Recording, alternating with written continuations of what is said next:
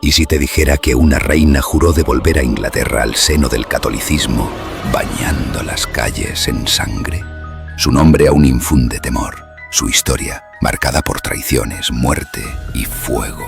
Prepárate para adentrarte en la vida de la mujer a la que la historia llamó Bloody Mary. Bienvenido a Historia Medieval. Si te apasionan las tragedias reales, las conspiraciones palaciegas y las sombras del pasado, suscríbete, regálame un like y acompáñame, porque esta historia está escrita con sangre. La hija bastarda María Tudor nació en 1516, hija del poderoso Enrique VIII y de la reina Catalina de Aragón. Fue la única hija legítima que sobrevivió a la infancia. Durante sus primeros años vivió como una princesa. Su padre la adoraba y su madre, profundamente católica, le inculcó una fe fervorosa que marcaría su vida para siempre. Pero aquel amor paternal no duró.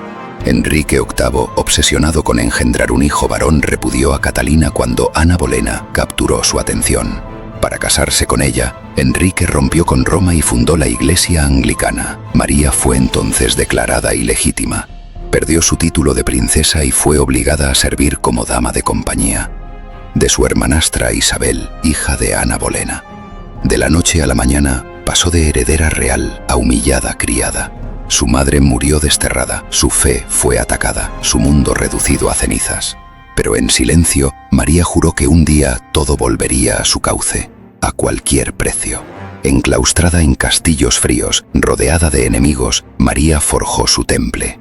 Cada humillación la hizo más dura, cada desprecio más determinada. Aprendió que en la corte la supervivencia era un arte.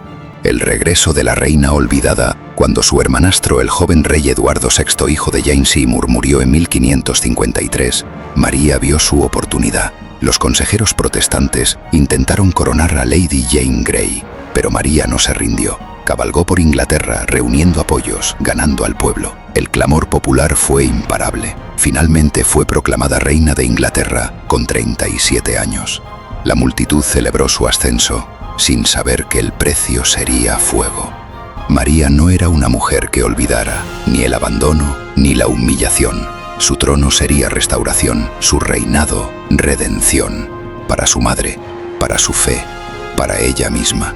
La reina no gobernaba sola. Su círculo íntimo estaba formado por consejeros fieles al catolicismo, eclesiásticos fervientes y nobles sedientos de venganza contra los reformistas. El ambiente en la corte era tenso, la traición una constante y el miedo un huésped habitual.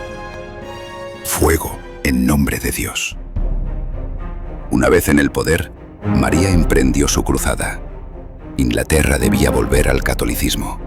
No habría tolerancia, no habría misericordia. Y lo dejó claro con fuego. La reina reinstauró leyes contra la herejía. En 5 años, más de 280 personas fueron quemadas en la hoguera. Hombres y mujeres, jóvenes y ancianos, campesinos y eruditos. La plaza de Smithfield, en Londres, se convirtió en un campo de ejecución.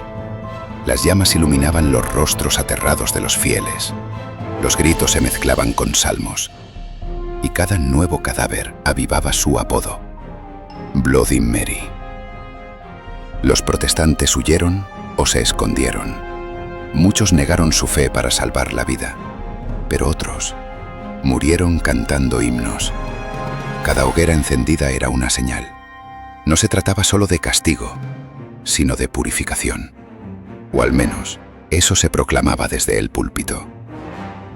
Uno de los casos más sonados fue el de Thomas Cranmer, ex arzobispo de Canterbury. Obligado a retractarse de sus ideas, escribió una confesión. Pero en su ejecución se arrepintió de haber cedido y metió la mano que firmó en las llamas primero. Su grito quedó grabado en la memoria del pueblo. La reina no dudaba. Creía salvar almas con fuego. Su cruzada era divina. O eso se repetía para justificar el olor a carne quemada en las calles. El matrimonio maldito. En 1554, María buscó consuelo en un matrimonio político. Se unió a Felipe II de España, el hijo del emperador Carlos V. Un católico ferviente, un príncipe de enorme poder. El enlace fue polémico. El pueblo inglés temía quedar bajo dominio extranjero. La boda fue celebrada con frialdad. María se ilusionó. Soñaba con un hijo que asegurara la sucesión católica. Y el milagro pareció cumplirse. Su vientre creció. Se anunciaron festejos. La corte se llenó de alegría, pero el tiempo pasó y no hubo parto. Su embarazo fue imaginario, una falsa gestación provocada por la ansiedad, la desesperación y una mente desgastada por la soledad. Felipe abandonó Inglaterra. La reina quedó humillada. Su sueño de maternidad se desvaneció como el humo de las hogueras que ella misma encendía. Las tensiones con su esposo aumentaron. Él la trataba con indiferencia. Pasaba temporadas fuera del país. Ella, cada vez más enferma y paranoica, se encerraba en palacio, rodeada de retratos religiosos y reliquias santas. Esperaba un milagro que nunca llegaría. El ocaso de la corona. Mientras el país se empobrecía, los enemigos crecían. El protestantismo, lejos de ser erradicado, se volvió más fuerte en las sombras. La política exterior fracasó. Inglaterra perdió Calais, su último bastión en territorio francés. El pueblo comenzó a murmurar. La nobleza empezó a conspirar. María enfermó. Dolor abdominal, fiebres, fatiga. Algunos pensaron en brujería, otros en castigo divino. Ella, en su lecho, pidió ver a Felipe una vez más. Él no vino. Murió sola a los 42 años, sin hijos, sin aliados y sin el amor de su pueblo. A su alrededor solo quedaban sirvientes silenciosos y tapices oscuros. Ninguna de las promesas se había cumplido, ni la restauración católica, ni el Hijo Redentor. Solo quedaba el legado de las llamas, la sombra eterna de Bloody Mary. A su muerte, el trono pasó a Isabel I, su hermanastra protestante.